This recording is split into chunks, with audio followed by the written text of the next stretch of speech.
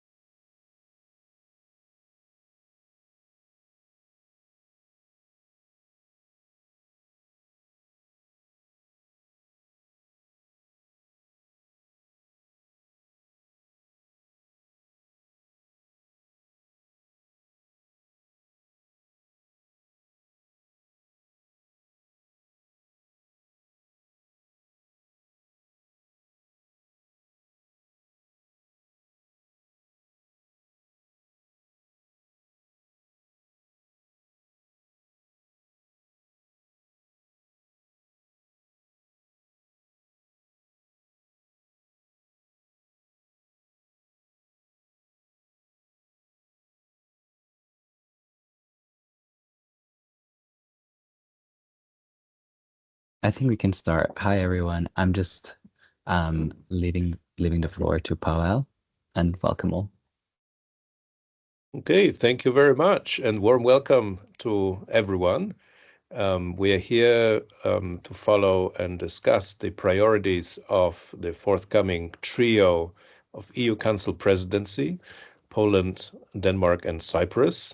So everything is new in the EU system, and the same applies to the trio now of the presidency. My name is Pawel Swieboda. I'm a special advisor at FIPRA International in Brussels, and I am delighted to be joined by three distinguished colleagues representing the FIPRA Network in Poland, Denmark, and Cyprus, respectively. So Małgorzata Śmierzycka is senior consultant at CEC Group. Peter Goll is partner and managing director at Substantia. And Achilleas Demetriades is partner at Lellos and Demetriades Law Office in Cyprus. Warm welcome. Let me say a few words about the plan for the webinar. So I will offer a few introductory remarks about where we are in the European Union towards the end of 2024. Then I will hand over to the three speakers for 7-minute long overviews of how their countries are preparing for the presidencies, what is the political context also in each of the three countries, and how the international developments impact where we are. After that, we'll open for questions and answers. Please put them already in the chat, and we will finish with the last round, in which I will want to ask our speakers about the implications for business of the presidency preparations. So that's the idea. I hope it sounds good to you, and let's jump straight into it. So we are now 6 months into the new EU cycle. If you measure that from the elections to the European Parliament, which took place in June 2024, the leadership of the different institutions is in place, literally as of a few days ago. We have a number of important political shifts that we need to take stock of. Some of them were already reflected in the EP election results. What I mean by that is, well, the strengthened role of the European People's Party, but also strengthened far right, and how the last few months of negotiations on the leadership roles have played out. So the EPP, the European People's Party, has clearly proven to be quite central to these arrangements. It has worked a lot with the far right, perhaps to the surprise of many of us around the table, but it has generally been quite flexible to work with a lot of other partners as well. So is that the sign of the times to come? President von der Leyen was re-elected with a strong majority in July. She got 401 votes. She needed 360, so there was quite a sizable margin. The Commission got voted through with a slightly lower majority of 370 at the end of November. And well, we can also discuss how the arrangements for the different portfolios have been planned. I think the word of the discussions in Brussels has been overlapping competences, because quite a number of portfolios have things in common. Now, this can be seen as positive if you want to encourage cooperation between commissioners, but it can also be seen as potentially conflictual for the reasons that I think all of us will well understand. We have a number of important policy objectives laid down already in the Commission program. Green Industrial Deal is one of the big promises coming a few years after the Green Deal was launched. Some would argue that it should have been there from the beginning, but it's better late than never, so it's good that it is coming online right now. There is a lot of political dynamic around defense, and I'll come back to that. And the competitiveness compass was just announced by President von der Leyen as a new idea, implying a 360-degree approach to competitiveness, or competitiveness everywhere type of approach. It sounds very good in theory. Let's see what it entails in practice. Quite a few projects are supposed to be unveiled already in the first 100 days of the new Commission. These are the ones that we will need to watch very carefully. One of them is the white paper on European defense, where the promise actually is quite far-reaching, because if you read the mission letter of the defense commissioner, the white paper is supposed to prepare the Union for all contingencies, including the most extreme scenarios. And again, we know what that means in security and defense terms. The international context is unenviable, to put it mildly, with President Trump announcing far-reaching measures, tariffs, etc. Europe will be double squeezed, because it will not only face the tariffs, but will also face the reaction of China to those tariffs, much higher than during the previous Trump presidency. And China will look for export markets, and Europe will surely be in a very prestigious position on that particular list. So let's see how we handle those pressures. So the new trio will enter in that particular context. It is a super important period for the Union, because it's the beginning of the political cycle. So the trio will also have a huge responsibility to manage the EU affairs in that period. Surely it will first of all need to take stock of what the Commission puts forward, given its legislative initiative. But in today's environment, the progress in the EU is more than progress in legislation alone. Hence, there is now a very interesting strand of discussion about launching a defense fund as an intergovernmental one, because one cannot wait until Multiannual Financial Framework for the post-28 period is agreed. And there have been discussions about a 500 billion euro fund to be agreed among the capitals, in a very innovative approach to how one needs to address new emerging challenges in the Union. Now, enough from me of this introduction.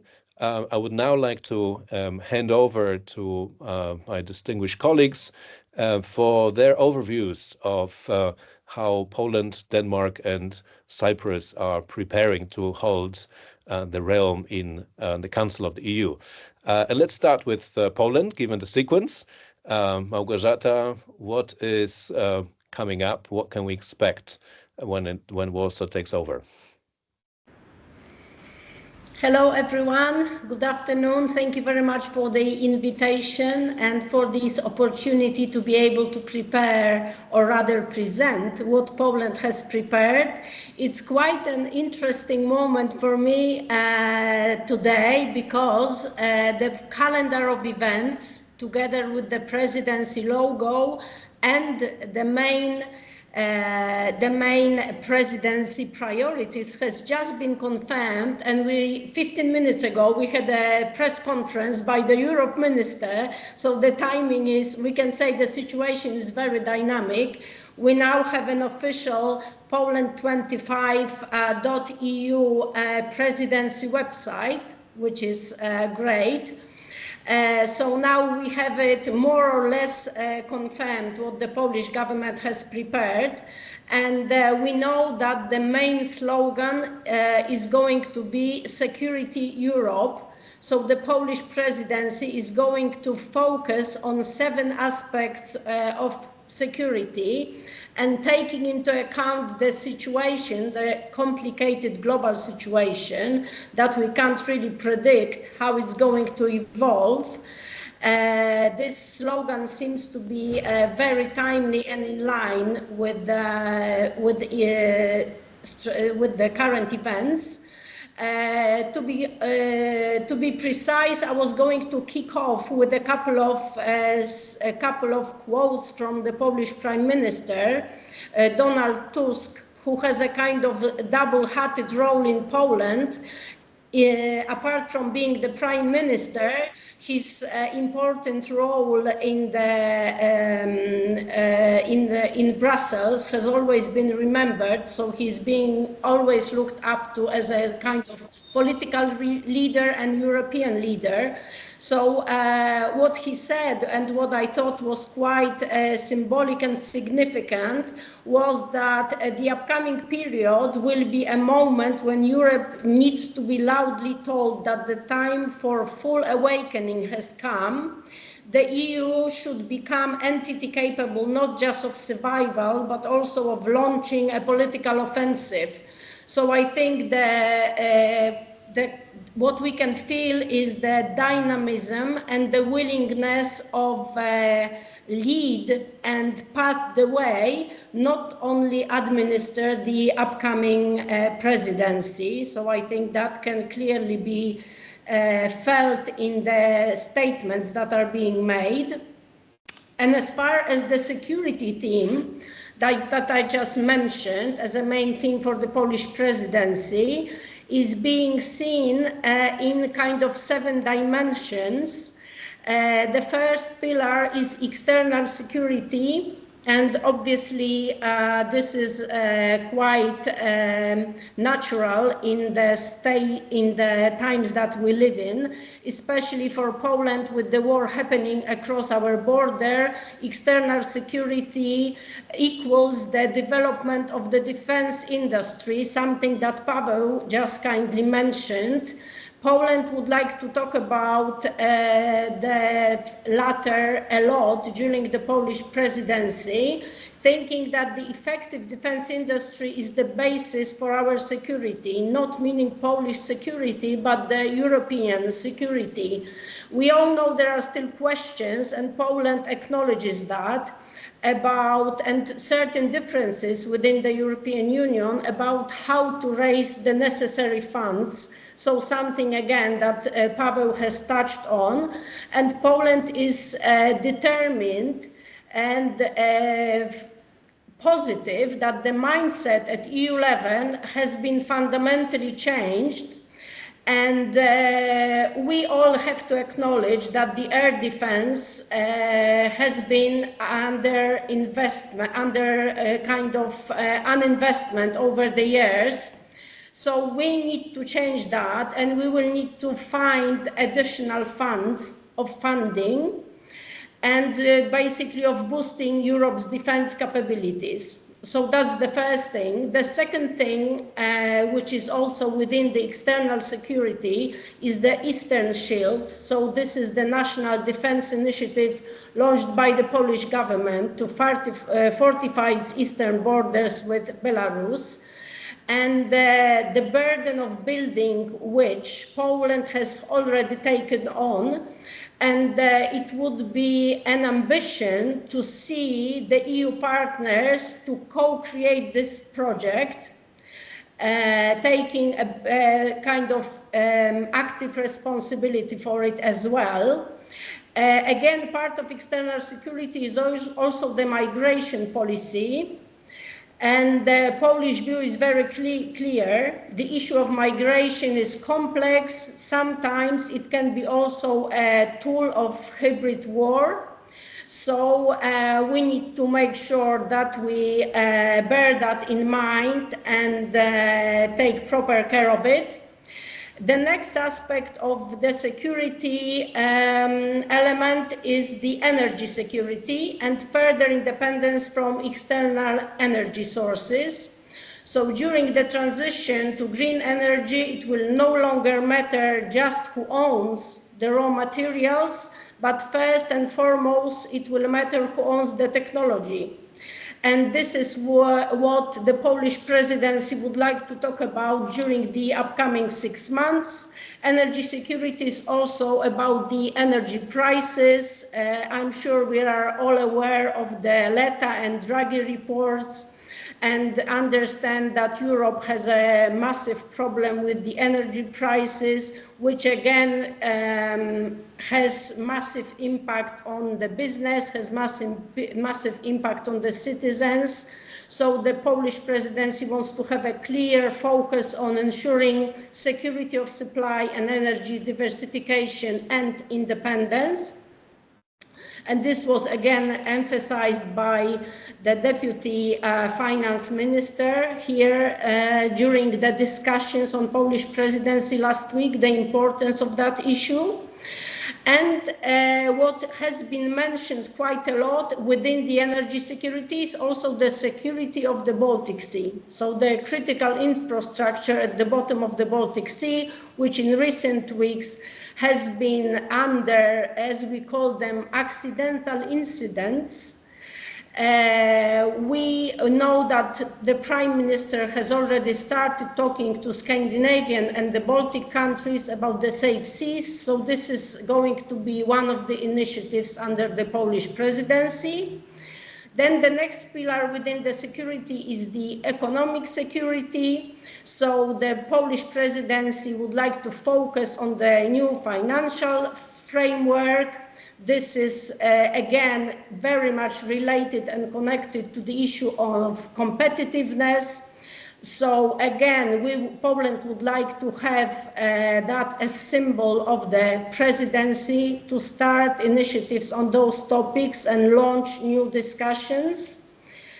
On health and information security under the presidency, Poland would like to continue implementing the FIRPA Act. We would like to take care of the production of critical medicines within the European Union, but also explore and develop the increasingly relevant and timely issue of mental health of children and youngsters. This is very much being emphasized, including yesterday by the Deputy Health Minister, who is responsible for the Polish presidency within the ministry. And Poland aims to be the first country, together with the European Commission, to publish a report on the impact of social media on the mental health of children and the younger population. And this is obviously closely related to another pillar of security, which is information security. So that again, fake news, cyber security, the development of artificial intelligence, and last but not least, in this in this security pillar, we've got homeland, or rather internal security, which again is the result of the floods that Poland suffered recently. Not only Poland, also Valencia, and the sudden climate change related phenomena that we have experienced.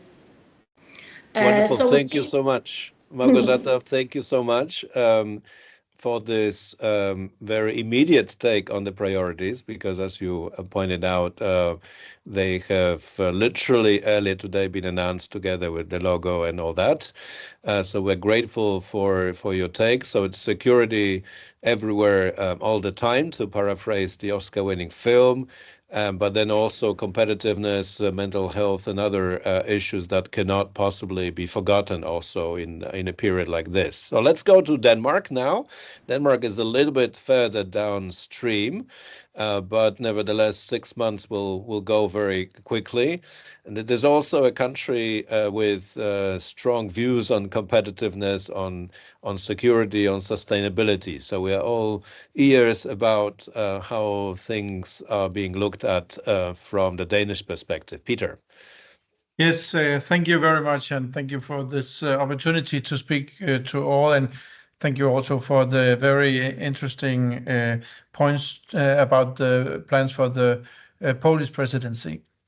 I will first give a brief introduction to the Danish political landscape. We have a grand coalition government in Denmark, which is a majority government. That's seldom in our country. We normally have a minority government and we have negative parliamentarism. So that's been the standard. But now we have a government that's able to operate in its own majority, though mostly seeking majorities in all their cases from different parties in our parliament. We have had a record-breaking 13 parties, members of our 179 seat parliament. So that's sort of the basic for the government's operation. It's a government consisting of the Social Democrats, of the Moderates, which is a new party in Denmark, Social Liberal Center-Right party, led by our former Prime Minister, Lars Løkke Rasmussen, who was Prime Minister for Venstre, which is the Liberal party in Denmark, and they are also part of this grand coalition. So let's move on along from the background. Here you have the key players in the government, the sitting Social Democratic Prime Minister and the Foreign Minister, Lars Løkke Rasmussen, now former Prime Minister, and then Troels Lund Poulsen, who's the Minister of Defense and leader of the Liberal Party. And we have the other key ministers on the financial and European agenda. Below, we have just appointed a specialized minister for our presidency, to Marie Bjerre from the Liberal Party, to focus on the task at hand. And we have made an analysis about the government's priorities based on interviews with key government officials, ministers, and civil servants and key advisors to the government. And if any of you are interested in this presentation, you're welcome to contact FIPRA, and you can get it after this meeting. So let's move on to the actual agenda, which is to say that the government has set up its coordinating structure. They are following their normal decision-making processes in the standard government committees that we have in Denmark, which means that it will be the key government party leaders calling the most important shots from the government. And they have set up dedicated civil servants functions already in selected ministries and departments to handle this presidency.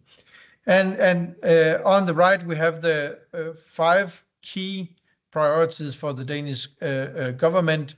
They are very dedicated to move on the Draghi report and to try to do something to enhance Europe's competitiveness vis-a-vis United States and China.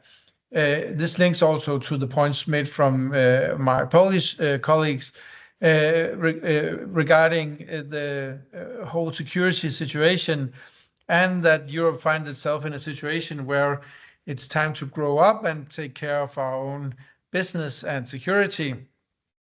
And the Danish government would very much like to be part of making a real difference in laying the groundworks for strengthening European competitiveness on key areas.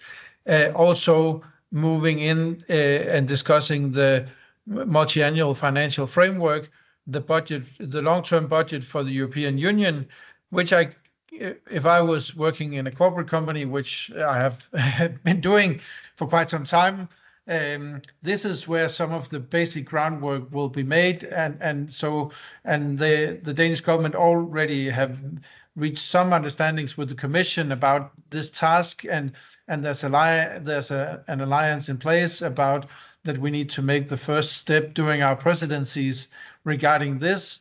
So there will be some early big wheels moving that could be very interesting for a lot of sectors, especially if you can link your points and views to the competitiveness and the lack of competitiveness described in the Draghi report. Then, of course, security policy. The Danish Prime Minister was very happy with the visit in Poland right now, and discussing these issues with the Prime Minister Tusk and the colleagues from the Baltic and the other Nordic countries. Security policy is the Prime Minister's personally highest priority, and she would very much like to see that some concrete steps are taken towards Ukraine or Moldova to ramp up their security and our own security in the process. So that will be a big priority, both on hard security and military security, as well as other related issues, strategic resources, production facilities, energy policy, as also mentioned earlier. We have a bit of a political dynamics in our government, because they know that there will be an election half a year after the presidency, and the government has already announced that they will not be seeking re-election as one unit.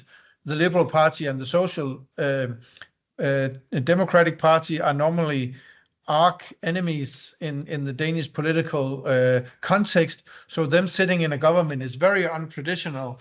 They have already said that they might not work together, but if the opportunity shows itself, they might do it, but they will not be seeking re-election together.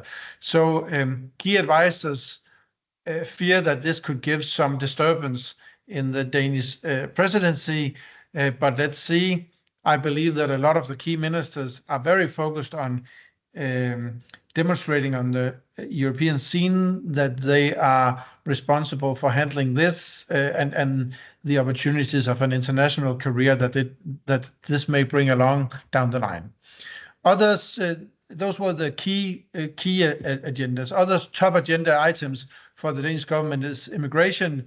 As you may know, Denmark has a very strict focus on immigration, and we believe that the Danish government will try to demonstrate to the South and to our Polish partners and others equally focused on handling migration issues, that we can find ways of finding better ways to resolve this in the European Union.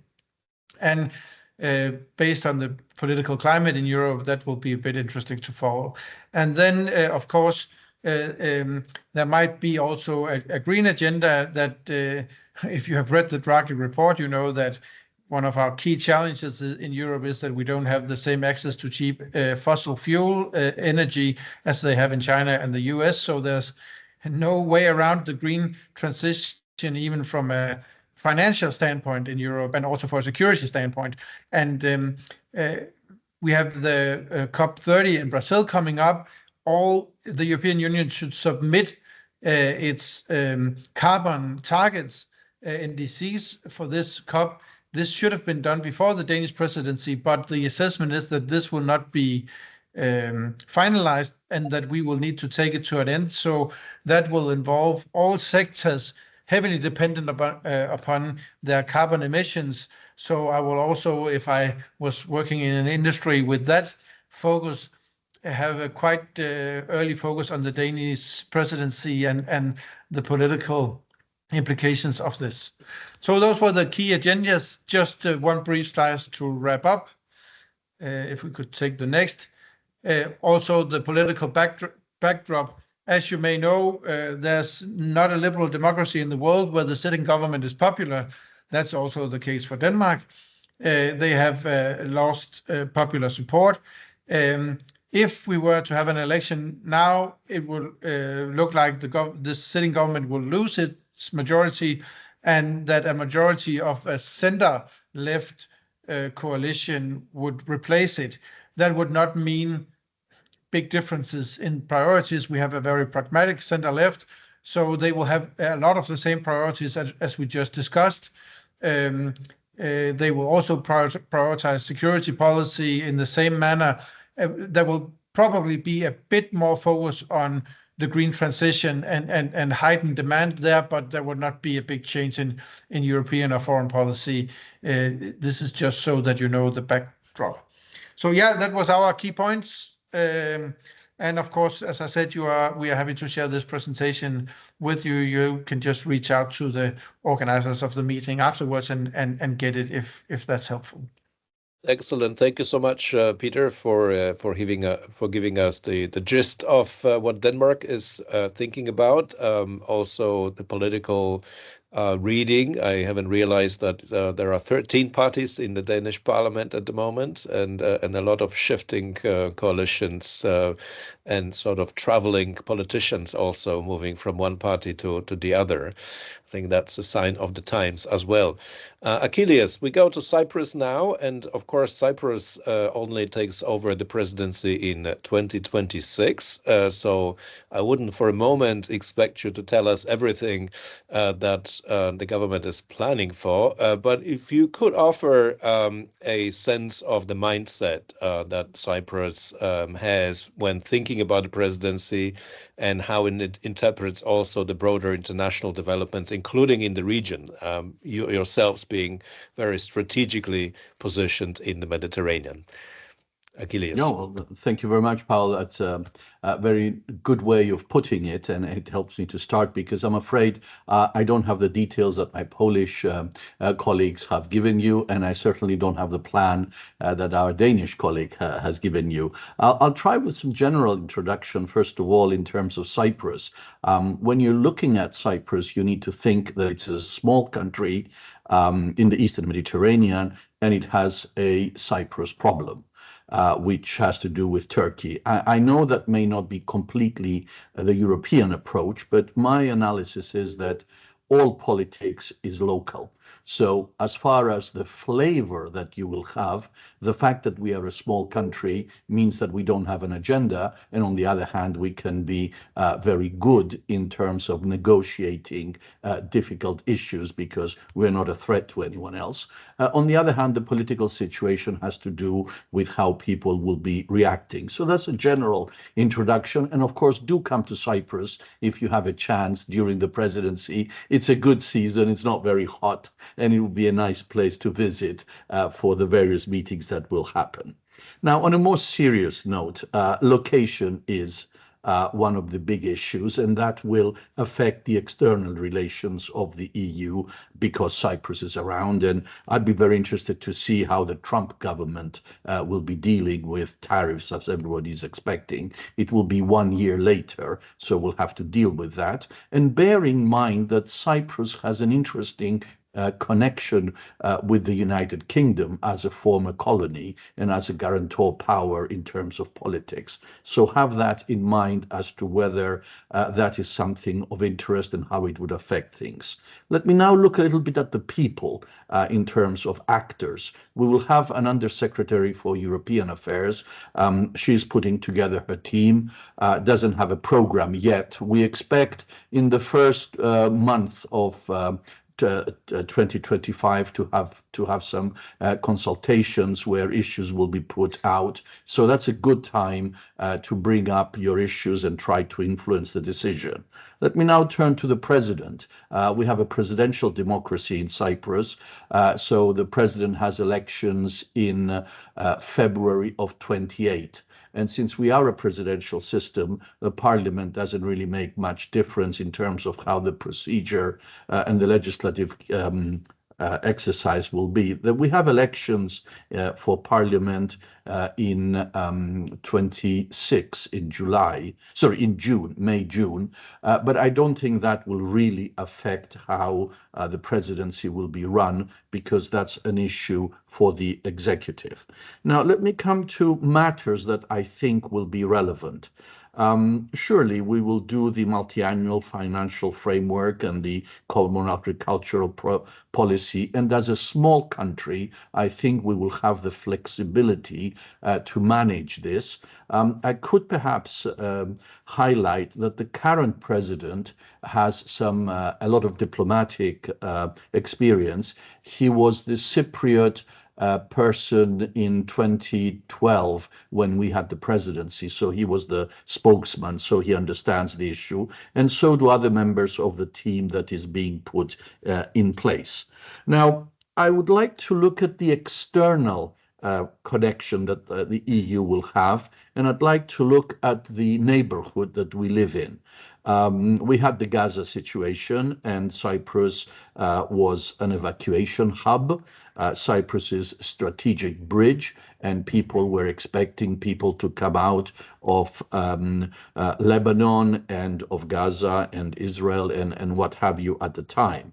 In line with that, the president of the Commission was in Cyprus, and she had visited Lebanon with the president, and that shows some proactive action in dealing with the migration issue, because it's not just a question of dealing with it internally, you have to deal with it externally and address the sources of the problem. Now, that is in itself a challenge if you look at Syria over the last week. And how that will change, and whether migration will be affected in that respect, whether people will be going back or whether new people will be coming out. We have had a huge issue with migration from Syria. People were asking for asylum. The government had stopped processing applications because they were flooded. So that is something that you can have in mind. But then again, look at the flexibility with contacts with Egypt, Jordan, and the Gulf countries. So I think that's the general issue with immigration. Of course, climate change, innovation, the Draghi report, and security and defense will be issues of great importance. And perhaps one could look from the industry point of view, the effort that is now underway in putting a coalition between Croatia, Denmark, Greece, Latvia, Malta, Slovenia, and Cyprus in order to increase their bargaining power in purchasing innovative medicinal products, with oncology being the first area of this concentration of bargaining power. So in terms of summary, what do I see coming and what we get, what kind of information we get? I think strong and safe Europe is something that the government will be promoting. Prosperous and competitive Europe, that's pretty obvious. And a free and democratic Europe, these are issues that have to do with rule of law. I think it's the sort of general approach that we can have. But stay tuned, because next month there will be time for looking at this more closely. And if I'm not mistaken, 17th of December is the European Council, where the Trio agenda will be finalized, and we can look at that more closely. So that's in terms of overview, and do visit Cyprus. Excellent, Achilleas. Thank you so much for underlining especially that not only geography is back, because we've known this for quite some time, whether we like it or not, but geography is center stage, meaning developments in Europe's neighborhood and globally will have a massive impact on the agenda. Now we have 15 minutes for a question and answer session, so please feel free to put out questions in the Q&A section of this webinar. As I mentioned at the end, I would like to ask our three speakers, maybe in reverse order, just to give you an advance warning, about the implications for business. What should business be thinking about? I can see that someone needs to break the ice, so I'm happy to volunteer as the moderator and ask you about something which I've been thinking a lot on, namely the scale of what is needed in Europe at the moment, right? Because I think the menu of the challenges is well known and properly identified. Mr. Draghi has done a marvelous job in spelling out that and also proposing solution to most of problems related to competitiveness. But the question is, how do we generate the appropriate scale of the response, knowing perfectly well what's happening globally and how the US-China rivalry in particular is likely to accelerate. And what I mean in particular is issues of security and defense. I referred to the 500 billion euro fund, which is under discussion among some capitals. So this is a massive amount of spending. Let's recall that Mr. Draghi, in his report, speaks about 800 billion annually, which is needed for different European priorities, especially with regard to innovation and the green transition. So the question is, do you see everything falling in place for agreement on this type of scale of the reaction to be in place? And if not, what would need to happen? I mean, as the world is definitely very suggestive and is pushing Europe into being bolder, but is this enough in your opinion?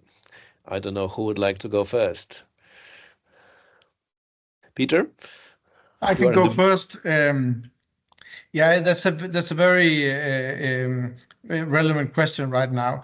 I believe that we have once in a maybe several generation opportunity in Europe.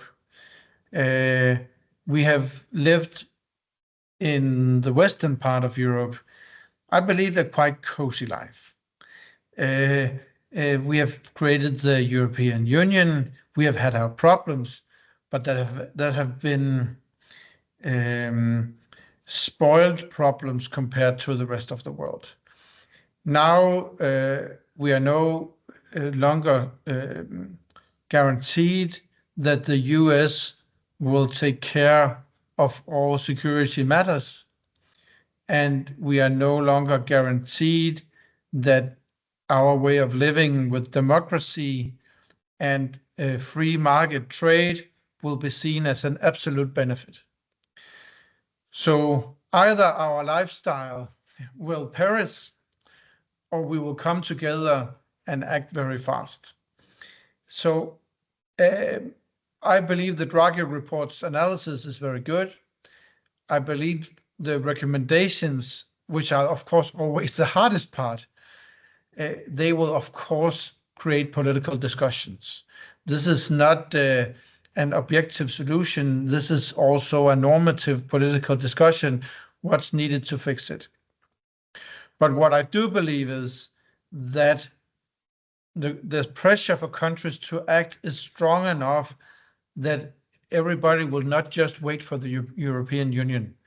There will not just be the alliances for buying oncology, the medicine that Achilleas mentioned, and the security alliances along the Baltic Sea, as Małgorzata talked about. There will be different paces in Europe, and I think that will save us.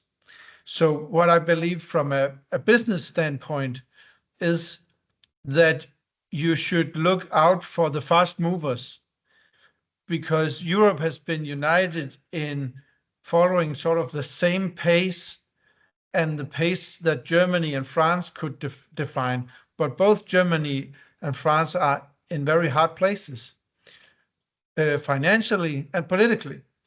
So the rest of Europe need to act faster, and I believe it will.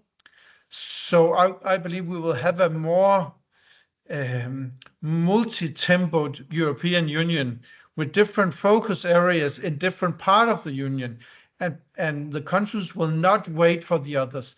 They will act on security. They will act on scaling up business opportunities in line with the overall European priorities. And that will challenge us on regulation, and we need to find ways to handle that so our European way of living with regulating everything can give us the safety that we want, but without being such a business inhibitor and a innovation inhibitor as it has demonstrated to be for the last decade. Thank you so much, Peter. I very much like this concept of fast movers, which you referred to. So countries showing initiative on the different files and moving on without waiting for the usual core to agree among themselves, because the core seems to be, at least for the moment, quite self-absorbed. Of course, we could discuss at length whether or not the EU can achieve the effect of scale without France and Germany. In the long term, of course, we are much better served if France and Germany wants to move ahead as well. But in the meantime, let's focus on the fast movers. Now, Achilleas and Małgorzata, there are two questions in the chat regarding what goes on between the US and China and how the European position should be defined. So Eric asks if we have any perspective on how the presidencies will act versus the new US administration, and how it will want to define the positions versus China. And Paulina Iwaniuk also asks how will the EU juggle its relationship with the US and China, and how it will walk the very fine line. I read it out because there is certainly a very good point here that it is going to be a fine line. And as you are thinking, let me get us started on this question. I mean, I believe that the tariffs coming from the US are probably unavoidable. President Trump is more likely, rather than less, to do what he had promised to do. He has a particular fixation on tariffs, so they are likely to come. Now, 10% for Europe is one thing, but 60% for China, if that materializes, of course, is another dimension. And this leads me to suggest that we will be squeezed from two sides, namely from the US tariffs, but also from how China will react to the much higher level of tariffs than in 2016, because China survived the first Trump presidency by devaluing the currency, looking for other export markets. But now the levels will be so much higher, and China has not succeeded, as we know, in changing its economic model towards domestic consumption. It still relies heavily on exports. This is called very mildly, to my mind, overcapacities. Now, these overcapacities will now be directed even more strongly towards Europe. So we will feel that pressure. At the same time, I think all instruments will be under consideration. There are already press reports about the European Commission reflecting on technology transfers. Who would have thought? Only a few years ago, we were discussing the opposite process, namely China demanding technology transfers. And now we are about to start demanding technology transfers for the simple reason that China is ahead in many technological areas. So does that mean also that all options should be considered as we go along? So Achilleas and Małgorzata, I don't know who would like to start on this somewhat weighty question. Achilleas, would you like to go first, or would you like me to go first? Please, you're the president in 3 weeks. I'm next year, so sorry, the year after next. So I'm much more theoretical, and you'll have to face it in less than 3 weeks. Yeah, that's true. That's true. Very, very challenging times. Not many direct statements on the matter of handling, but I would say in the context, we've heard voices from various ministers that we definitely urgently need to show solidarity, and we have to speak with one voice. So we urgently need to remove barriers to business and not treat it as a copy-paste phrase. The Deputy Europe Minister who was presenting the priorities for the Polish EU presidency mentioned yesterday that she used to be a speechwriter for various people in Brussels, and she always felt that removing barriers to business felt like a copy-paste exercise. And she thinks that the time has come to act on it now, to kind of try and secure the future of the European Union's competitiveness. It's quite clear that no EU country on its own will be able to compete against global players like the US or China or India, so only together we can do more. So somehow, and maybe this is where we are talking about the role of the Polish presidency, come up with a kind of joint solution, joint stance, talk to each other, communicate, and think how we can do more as a kind of entity, as a global player, and basically that we can understand the competitiveness primarily not as a competition between the countries, because very often it feels like one act comes from the Commission, it goes to the Council, then member states flip the amendments and kind of to win over the competitor. So I think this game is no longer valid. We will have to act together. And I think the second thing that was mentioned on this occasion by the finance minister, he said that he remembers all the recommendations, maybe not all of the recommendations, many of the recommendations that are in Draghi report from 10 years ago, and the idea of the energy union that was kind of thought of 10 years ago, and we are where we are. So basically, the diagnosis is there, and unfortunately, the problem is still there. So maybe it's the matter of appropriate political leadership to take those things forward, not only to discuss and dwell on them endlessly. Thank you. Super. Thank you so much, Małgorzata. And Achilleas, if I could add an additional dimension coming from a question in the chat, namely, will the forthcoming presidencies attempt to coordinate the EU position with regards to tackling potential Trump tariffs? Of course, the European Commission has the competence in the trade area, but given the scale of this challenge, do you think the presidencies will want to be involved? I think they will be involved. I mean, if you look at Poland coming in January, and if you look at the prime minister, he's definitely well versed in the EU affairs. And so I think, in a way, we are quite lucky in that the person in charge from the council, at least, understands the game in Brussels, and therefore will have the flexibility and the way of organizing things. But I think this threat, if I may use the expression of being squeezed by China and Europe, is also an opportunity for Europe, if you want to look at it the other way.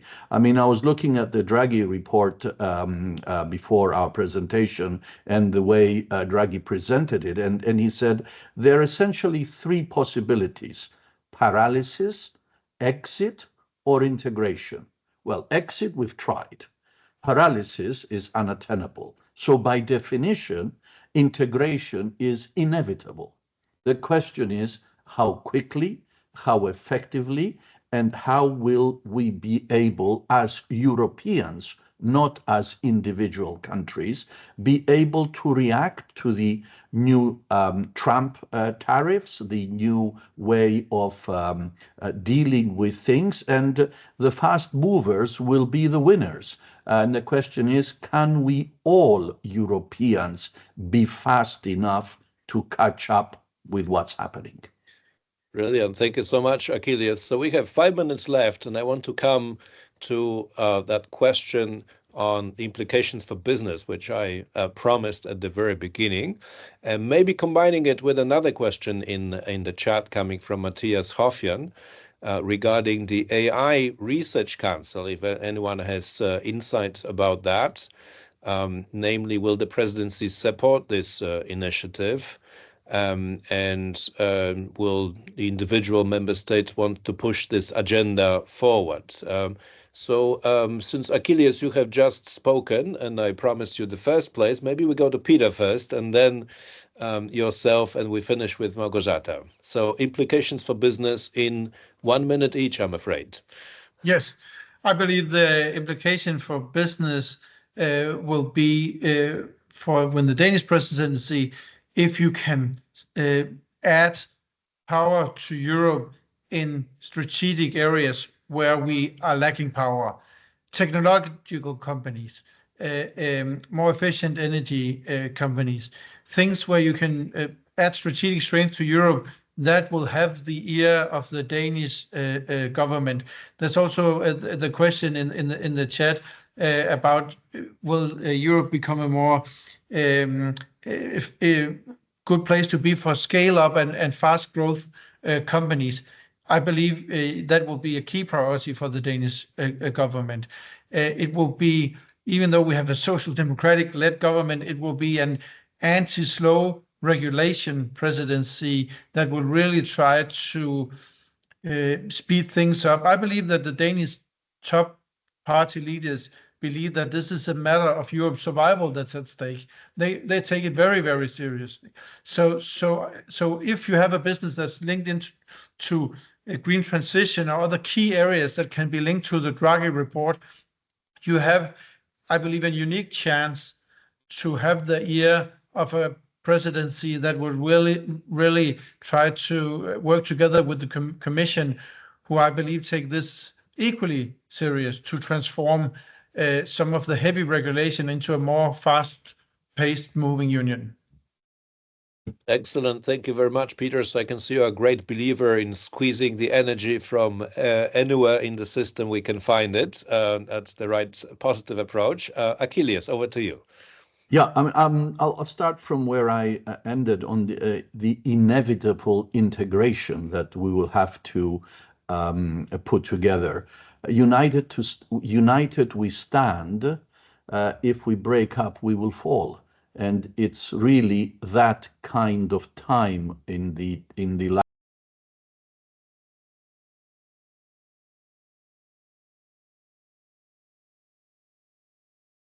innovation, competitiveness are the words to use in terms of organizing things. Rule of law must never be forgotten, and trying to finance the war in Ukraine has to be a little bit more creative in complying with the rule of law and getting some of the money to pay for that.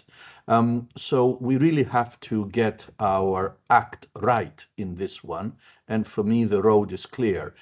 It's one Europe that is going to be united to survive. Otherwise, it's clear. In terms of practical steps, at least from the Cyprus presidency point of view, I think the next month is the time to organize things in terms of influencing the priorities that the Cypriot presidency will have. The consultation will be in place. But I think the general mood is there, and it will be a trio for 18 months that will be extremely interesting, but homogeneous in terms of result. Brilliant. Thank you so much. And now we go to Małgorzata for the final word. Thank you very much. I couldn't agree more. And I must say that Poland is in a very challenging moment with its presidency, with the kind of things just developing, started to develop really in the White House. also everything new in Brussels. So I think it's about being a proper kind of mechanic to be able to make it work and to make the orchestra play together. This is going to be a kind of a pivotal moment of blending ambitious, because they are ambitious, I think, policy goals that Poland set for itself. Also the internal situation, because we also have upcoming presidential elections that are very, very, very important from the political point of view, because more or less they are going to guarantee the political place where we are. Poland, from what I can hear from various ministers, including yesterday, is very proud of being back on the European map.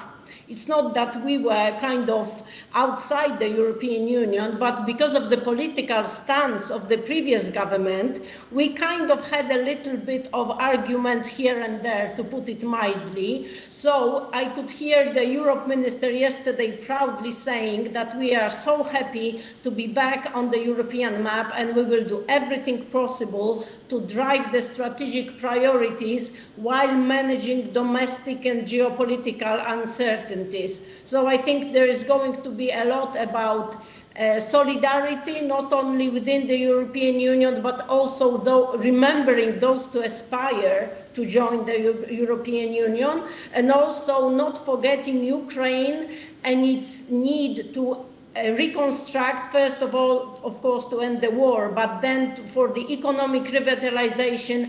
As we know, these things need to be planned. It doesn't happen overnight. If you don't have a plan, then the peace comes, and basically you don't have a plan, you can't do anything. So I think it's going to be about here and about kind of there and the future. So planning both and coordinating the whole orchestra, making sure that we can play together. Thank you very much.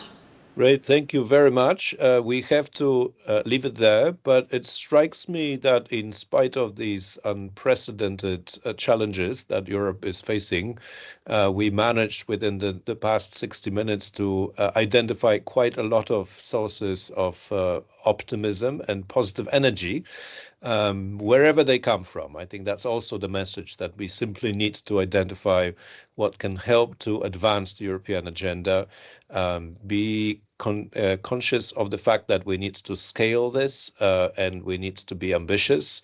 And we need to also be ourselves. I think, Achilleas, what you said just before about rule of law is absolutely vital. Namely, Europe stands out by its commitment to the rule of law. So as we move along and as we rely on these fast movers, we also need to remember who we are and what values are precious to the European Union.